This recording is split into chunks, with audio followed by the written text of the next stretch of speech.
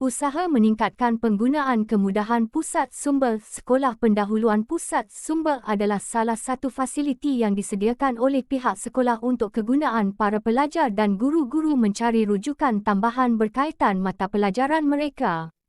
Sebelum ini, pusat sumber dikenali sebagai perpustakaan kerana membekalkan rujukan daripada bahan cetakan sahaja, tetapi dek kemajuan teknologi, penggunaan pusat sumber adalah lebih sesuai. Hal ini kerana pusat sumber dapat menyediakan kemudahan bahan rujukan tambahan dari pelbagai bentuk seperti poster dan komputer. Pihak sekolah sewajarnya berusaha dengan komited dalam meningkatkan penggunaan kemudahan pusat sumber sekolah supaya bermanfaat kepada murid dan para pengajar. Isi satu perkara utama dalam menarik minat seseorang mengunjungi tempat yang kita inginkan adalah suasana kawasan tersebut. Suasana yang kondusif dan menarik mampu menyumbang kepada jumlah pengunjung pusat sumber sekolah. Susunan rak yang mudah untuk mencari bahan rujukan, kedudukan meja dan kerusi yang teratur serta ruang membaca yang selesa menjamin keinginan murid untuk menggunakan sumber yang ada di situ. Mewujudkan sudut perbincangan di mana para pelajar dapat melakukan pembelajaran secara berkumpulan juga amat digalakkan kerana ia antara cara pembelajaran yang berkesan pada hari ini. Pihak sekolah bertanggungjawab memastikan segala kemudahan di pusat sumber diselenggara dengan baik dan dijaga rapi. Sekiranya mengalami kekangan kos dalam pengurusan pusat sumber, mereka boleh menggunakan alternatif lain seperti berganding bahu dengan pihak Persatuan Ibu Bapa dan Guru, PIBG, yang pasti prihatin dalam isu seperti ini. Isi dua pusat sumber juga berperanan dalam menyediakan bahan rujukan yang berkualiti dan terkini. Selalunya apa yang kita jumpa di pusat sumber adalah bahan-bahan yang telah lapuk dek ditelan zaman. Bahan rujukan baharu disimpan dan hanya boleh diakses oleh guru sahaja.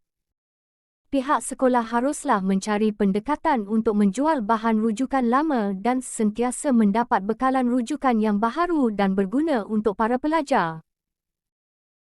Bahan-bahan rujukan juga perlulah divariasikan seperti melanggan surat-surat khabar secara harian dan pelbagai bahasa agar murid dapat mengetahui isu-isu semasa serta meluangkan masa di pusat sumber. Buku-buku tidak seharusnya hanya berkait dengan akademik tetapi sewajarnya buku berkisarkan budaya atau pengurusan kewangan mampu menjadi bahan bacaan santai yang bermanfaat kepada murid-murid. Isi tiga selain daripada itu, pihak sekolah dan ibu bapa seharusnya bertanggungjawab dalam mengubah sikap kanak-kanak yang kurang membaca dan lebih suka mencari rujukan menggunakan komputer ataupun telefon pintar. Membaca adalah jambatan ilmu, maka pihak sekolah hendaklah memperkasakan program Nadi Ilmu Amalan Membaca, NILAM, dalam kalangan para pelajar. Seperti yang kita tahu, di peringkat kebangsaan terdapat anugerah kebangsaan NILAM yang menjadi anugerah tahunan dan mampu menjadi platform penting bagi para pelajar. Jadi, pengiktirafan di peringkat sekolah boleh ditambah baik dengan menyediakan insentif menarik sekiranya pelajar mencapai tahap-tahap tertentu dalam program NILAM. Insentif bukan sahaja hadiah tetapi boleh dipelbagaikan dengan mendapat membuat lawatan sambil belajar ke tempat-tempat tertentu atau menghantar mereka menyertai program seperti pertandingan pidato dan sebagainya. Isi 4 akhir sekali, pusat sumber boleh menyediakan alat bantuan mengajar yang interaktif kepada guru-guru. Proses pembelajaran dan pengajaran dapat dilaksanakan dengan lebih berkesan dengan adanya alat bantuan mengajar yang mampu menarik minat para pelajar. Sebagai contoh, di makmal sains terdapat boneka tubuh badan yang menerangkan nama serta kedudukan organ-organ dalam badan.